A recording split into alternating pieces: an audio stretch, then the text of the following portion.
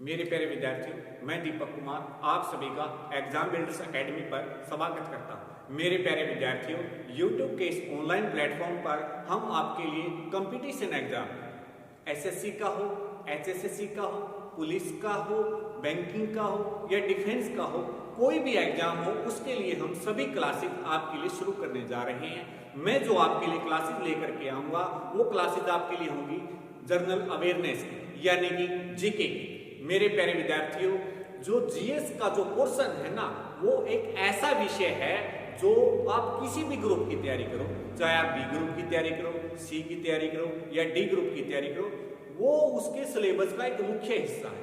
यानी कि इस सब्जेक्ट को हम अवॉइड नहीं कर सकते। विद्यार्थियों, क्या होता है कि सिलेबस में कुछ ऐसे सब्जेक्ट्स होते हैं जिनकी वेटेज बहुत कम होती है। कई बार हम ऐसा कर लेते हैं कि उस सब्जेक्ट को अवॉइड कर देते हैं ताकि हम बाकी पर अपना फोकस करके एग्जाम निकाल सके। लेकिन विद्यार्थियों, जो जीएस का विषय है ना, उसकी वेटेज सभी एग्जाम्स के अंदर इतनी ज्यादा है कि भाई उसको हम स्किप कर ही नहीं सकते। तो मेरे प्यारे विद्यार्थियों, जीएस का कुछ ऐसा है कि भाई जीएस में बच्चों का एक तो इंटरेस्ट नहीं होता, उनको इतनी आसानी से जीएस याद नहीं होती। और दूसरी मेन बात, कोई भी बुक ले लो, मैं उसके बारे में ये बात बोलता हूं कि कोई भी बुक जीएस के लिए पढ़ो, उसको पढ़ना इतना इंपॉर्टेंट नहीं है जितना इंपॉर्टेंट ये है कि उसमें से क्या क्या नहीं पढ़ना है। क्योंकि विद्यार्थी पहली बार एग्जाम में बैठते हैं और वो कोई भी बुक्स ले लेते हैं तो उसका पॉइंट याद करने लग जाते हैं, जो कि एग्जाम पॉइंट ऑफ व्यू से ओरिएंटेड नहीं होता। तो विद्यार्थियों, इसके लिए आपको या तो प्रीवियस क्वेश्चन का इतना एक्सपीरियंस होना चाहिए कि आपको यह पता हो कि मेरे को इस टॉपिक को तो कवर करना है और इस टॉपिक को मेरे को स्किप करते हुए चलना है। तो विद्यार्थियों, आजकल इसकी वेटेज इतनी हो गई है, अगर मैं खासकर एसएससी की बात करूं तो एसएससी में आज जीके की वेटेज इतनी हो गई है कि उसमें जीके को हम स्किप किसी भी हाल में नहीं कर सकते। यानी कि जीके के बिना एसएससी में एग्जाम निकालना बड़ा ही डिफिकल्ट टास्क है। विद्यार्थियों के लिए सबसे बड़ी प्रॉब्लम ये होती है कि विद्यार्थियों को ये नहीं पता होता क्या क्या तो पढ़ना होता है और क्या क्या छोड़ना होता है। और दूसरी बात ये है कि जो जीके का सिलेबस है वो है भी कुछ इतना ही वास्ट कि भाई हम उसको कितना भी गहराई से पढ़ ले। लेकिन विद्यार्थियों, किसी भी एग्जाम की तैयारी कर रहे हो, उनका अपना एक पैटर्न होता है कि हमें इन टॉपिक को पढ़ना होता है और इन टॉपिक को स्किप करना होता है। जो लगातार एग्जाम दे रहे होते हैं विद्यार्थी, चलो उनका तो एक प्रकार से एक्सपीरियंस हो जाता है देते देते, लेकिन जो फ्रेशर बच्चे होते हैं, जो नए विद्यार्थी होते हैं, उनके लिए एक बड़ा चैलेंजिंग काम होता है कि भाई हम क्या तो पढ़े और क्या ना पढ़े। तो मेरे प्यारे विद्यार्थियों, मैं आपकी जीएस की क्लास को कुछ इस तरीके से मद्देनजर रखते हुए तैयार कर रहा हूं कि आप किसी भी एग्जाम की तैयारी करें, डी का, बी का, सी का, कोई भी एग्जाम हो, उसमें हम point two point exam point of view से पढ़े, न कि इरेलेवेंट डाटा जो हमारे किसी काम का नहीं होता। तो विद्यार्थियों, सबसे पहले तो मैं आपको जीएस के सिलेबस के बारे में बता देता हूं कि जीएस में किन किन टॉपिक्स को, कौन से सब्जेक्ट्स को ऐड किया गया। तो विद्यार्थियों, जो जीएस का पोर्शन है ना, वो बहुत ही ज्यादा वास्ट है। इसमें सबसे एक पार्ट तो आता है आपका हिस्ट्री, और हिस्ट्री को भी आगे चल के 3 भागों में बांटा गया है। जब हम ये क्लासेस शुरू करेंगे तो उसके बारे में भी हम डिटेल में डिस्कस करेंगे। जो दूसरा होता है वो ज्योग्राफी। जो ज्योग्राफी है उसको भी 2 भागों में बांटा गया, एक वर्ल्ड की ज्योग्राफी है, एक अपनी इंडिया की ज्योग्राफी है। और जो तीसरा हमारा है वो है पॉलिटी, यानी कि हमारा भारत का संविधान। विद्यार्थियों, पॉलिटी में पढ़ने के लिए बहुत कुछ भी है, लेकिन एग्जाम पॉइंट ऑफ व्यू से छोड़ने के लिए भी बहुत कुछ है। और इससे जो अगला हमारा है वो है इकोनॉमिक्स, यानी कि भारत की अर्थव्यवस्था।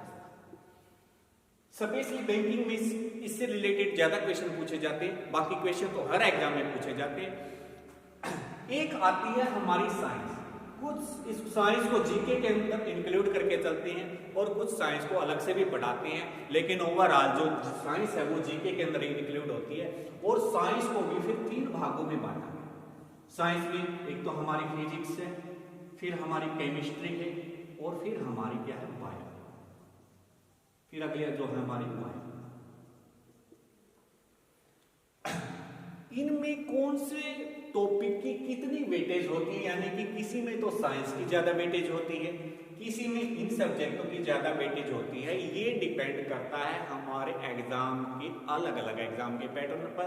यानी कि अगर हम एसएससी की तैयारी कर रहे हैं तो उसमें जो साइंस है वो कम पूछी जाती है, ये वाले सब्जेक्ट ज्यादा पूछे जाते हैं। और एसएससी में तो इसके अलावा एक करंट अफेयर भी बड़ा अहम रोल प्ले कर रहा है, जिसमें 4-5 क्वेश्चन पूछ लिए जाते हैं। और विद्यार्थियों इसके अलावा जो हमारा एक और बचता है टॉपिक, वो है हमारा स्टैटिक, वो है हमारा स्टैटिक जीके। जो स्टैटिक जीके का पोर्शन है, वर्तमान पैटर्न को देखते हुए इसकी आज के टाइम पे बहुत ज्यादा ही इंपॉर्टेंस हो गई है। ये वो टॉपिक है जहां पे कोई भी एग्जाम में 6 से 7 क्वेश्चन तो आपके बन ही जाएंगे। और लेकिन अगर बात एसएससी की करें तो एसएससी में तो इसकी वेटेज बहुत ज्यादा हो चुकी है। अगर 25 क्वेश्चन की बात हो एसएससी के जो परी में आते हैं, उसमें से 10 से 12 क्वेश्चन स्टैटिक जीके से पूछ लिए जाते हैं। तो विद्यार्थियों जो हमारा जीके का मैंने सिलेबस बताया, जिसमें ये सब्जेक्ट रहेंगे, हमारी हिस्ट्री रहेगी, ज्योग्राफी रहेगी, पॉलिटी रहेगी और इकोनॉमिक्स रहेगी। इनके साथ हम इन पर तो फोकस करेंगे। उसके साथ में हम साइंस की किसी एग्जाम में भले ही वेटेज कम आती हो, लेकिन कुछ एग्जाम ऐसे भी हैं जिसमें साइंस की अलग से मेंशन किया होता है कि साइंस के अंदर इतने क्वेश्चन आएंगे। तो हम चाहे कि कोई भी सब्जेक्ट, कोई भी टॉपिक हो, कितने मार्क्स का आता हो, हम उसको स्किप करके नहीं चलेंगे। आपको बता दूं, जो कंपटीशन एग्जाम है ना, कंपटीशन एग्जाम में एक एक क्वेश्चन की इतनी वैल्यू होती है कि एक क्वेश्चन से कई बार एग्जाम निकल भी जाता है और कई बार एक क्वेश्चन से एग्जाम रह भी जाता है। यानी कि हर सब्जेक्ट की अपनी एक इंपॉर्टेंस है, हर सब्जेक्ट की अपनी एक रिस्पेक्ट है, जिसको हमें अच्छे से कवर करते हुए चलना है। और मैं आपके साथ इनमें जितने भी टॉपिक हम शुरू करेंगे, उसमें प्रत्येक विषय में जितने भी एग्जाम पॉइंट ऑफ व्यू से रिलेवेंट डाटा होगा, वो सारा पढ़ते हुए चलेंगे। और उसके अंदर कोई भी विषय रहा हो इनमें से, उसमें बहुत सारा ऐसा डाटा भी आएगा जो हमारे लिए स्किप करना भी जरूरी होगा, क्योंकि जो जीके का सिलेबस है वो इतना वास्ट है कि हम उसको कितनी गहराई तक पढ़ लें। दूसरी मेन बात जो विद्यार्थियों की जो एक समस्या रहती है कि भाई जीके इतनी आसानी से याद नहीं होती। विद्यार्थी तो मैं आपको बता दूं, अगर मैं इनके अलग अलग की बात करूं, जो जैसे हमारी हिस्ट्री को ऐसे लाइन टू लाइन रट्टा लगाने से कवर नहीं होगा। हिस्ट्री है जो उसको, हिस्ट्री हमारी क्या है, क्रोनिकल ऑर्डर में पढ़े तो हमारे लिए वो ज्यादा इंटरेस्टिंग होगी। और एक स्टोरी की टाइप अगर मैं बात करूं मुगल साम्राज्य की, जो कि 1526 से शुरू हुआ था, और अगर मैं वहां से लेके 1947 तक पढ़ूं, तो मेरे को उसको क्रोनिकल ऑर्डर में पढ़ना चाहिए। 1526 में ये घटना घटी, 1527 में ये घटना घटी, 1528 में ये घटना घटी। यानी कि मैं इसको अगर क्रोनिकल ऑर्डर में और एक स्टोरी टाइप बनाते हुए पढ़ूंगा तो इसको मेरे लिए याद करना और ज्यादा आसान हो जाएगा। जो अगला सब्जेक्ट है वो जैसे कि मेरा क्या है, ज्योग्राफी। ज्योग्राफी में क्या होता है, एक तो हम इसमें भारत का भूगोल पढ़ेंगे और एक विश्व का भूगोल। क्या करते हैं, हम बुक्स लेते हैं और उसमें से लाइन टू लाइन रट्टा लगाना शुरू कर देते हैं, जिसमें फिर एग्जाम में जाते हैं तो फिर वहां पर जाकर के हमको सारे ऑप्शन एक जैसे दिखाई देते हैं। लेकिन विद्यार्थियों, जो ज्योग्राफी होती है ना, वो ऐसे याद करने की नहीं होती। ज्योग्राफी होती है याद मैप से, कौन सी चीज कहाँ पे लोकेटेड है। एक तो हम रट्टा लगाए जो भारत है वो उत्तर पूर्व में स्थित है पृथ्वी की, और एक उसकी हमारे माइंड में एक मैप में एक इमेज हो कि भाई जो इंडिया है वो इस हिस्से में स्थित है, जो हमारा एशिया है वो पूरे वर्ल्ड के इस हिस्से में स्थित है, हमारे साइड में यूरोप है, हमारे नीचे अफ्रीका है। अगर हम हमारे माइंड में एक मतलब इमेज हो तो उसको हम और इंटरेस्टिंग तरीके से याद कर सकते हैं। जो हमारी पॉलिटी आती है, यानी कि जो भारत का संविधान है, यानी कि भारत में जो सरकार है वो किस तरीके से चलाई जाती है, उसमें राष्ट्रपति का क्या रोल रहता है, प्रधानमंत्री का क्या रोल है, क्या क्या उनकी पावर होती है, उसमें हम आर्टिकल भी होंगे और भी अनेक कमीशन होंगे जिनके बारे में हमको पढ़ना अनिवार्य है।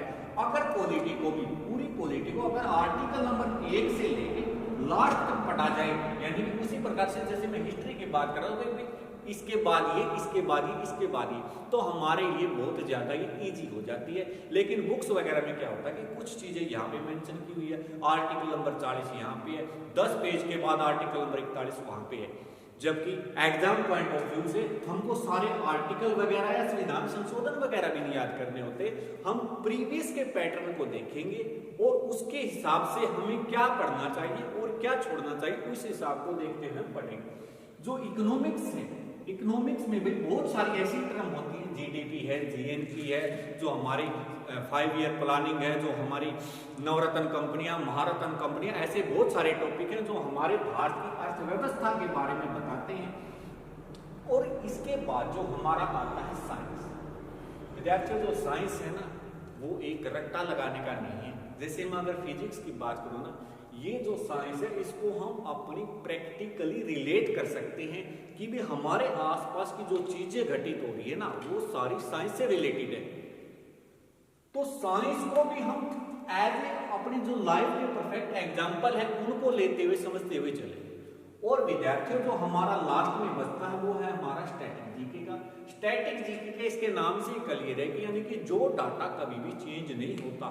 भारत में पहली महिला प्रधानमंत्री कौन रही, भारत की पहली महिला राष्ट्रपति कौन रही, और ऐसे ऐसे बहुत सारी और भी टॉपिक्स हैं जो हम स्टैटिक जीके के अंदर कवर करेंगे।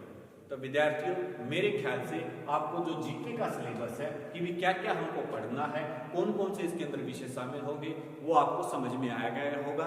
हम आपके लिए 1 by 1 इन सभी के लिए क्लासेस लेके आएंगे और आपसे मेरी यही उम्मीद रहेगी कि जितना भी करवाया जाए उसको साथ ही साथ हम एक नोट्स, एक अच्छी सी बुक तैयार करते रहे, ताकि हमारे लिए जो रिवीजन है ना वो इजी हो जाए। एक चीज और मैं आपको कहना चाहूंगा, आपको वीडियो देखने के साथ साथ अगर आप अपने खुद की लैंग्वेज में भी एक नोट्स बनाएंगे ना, वो आपके लिए ज्यादा बेनिफिट रहेगा। क्योंकि जो जीके है ना, वो माइंड से बहुत जल्दी निकल जाती है, वो इतनी आसानी से याद नहीं होती। मैंने ऑनलाइन में पढ़ाया तो स्टूडेंट्स की मेन प्रॉब्लम जीएस में यही रहती है कि हमें याद नहीं होता। इसका एक ही सॉल्यूशन है, बार बार रिवीजन। अब अगर मैं सोचूं कि मैं ऐसे बैठा बैठा सिर्फ वीडियो देखता रहूंगा तो मेरे को जीएस याद हो जाएगी, ऐसे नहीं होगी। आप पहले अच्छे से लेक्चर को अटेंड कीजिएगा, उसके बाद अच्छी सी अपनी लैंग्वेज में, जैसे भी आपको टीचर की लैंग्वेज से समझ में आया हो, जो आपके लिए इजी हो आपको याद करना, उस लैंग्वेज को अपनी नोट्स में उतारिए और फिर उसको बार बार रिवाइज करते रहिए। ये जो जीएस है ना, ये ऐसा है, शुरू में हो सकता है आपको याद करने में थोड़ी बहुत बोरिंग लगे, लेकिन अगर आपको एक इंटरेस्टिंग सब्जेक्ट की तरह पढ़ोगे तो ये आपके लिए इतनी मुश्किल भी नहीं होगी। आई होप आपको मेरी बातें जो मैंने आपको बताने की कोशिश की वो आपको समझ में आ गई होंगी। जो हमने आज डिस्कस किया था भाई, जीएस का हमारा क्या सिलेबस रहने वाला है। जो हमारे अगली क्लास होगी उसमें हम इसमें से एक एक टॉपिक को उठा करके पढ़ेंगे और आपसे यही उम्मीद रहेगी कि आप साथ के साथ नोट्स बनाएंगे और अपनी तैयारी को एक नया मोड़ देंगे। धन्यवाद।